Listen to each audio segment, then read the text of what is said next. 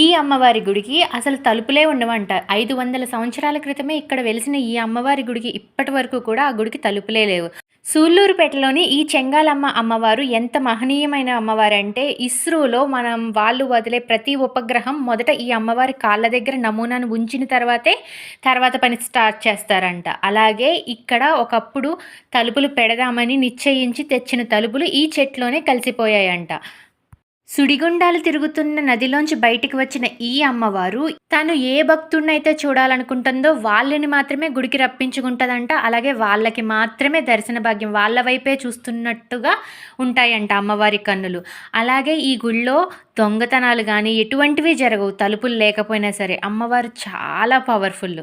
పెద్ద పెద్ద కళ్ళతో 24 గంటలు తన గుడి ముందు నుంచి ఎవరెళ్తున్నారు, ఎవరొస్తున్నారు, తన కోసం ఎవరొస్తున్నారు అని చూసి వేచి ఉండే అమ్మవారంట. ఈ వీడియోతో చెంగాలమ్మ మనందరికీ దర్శనమిచ్చింది.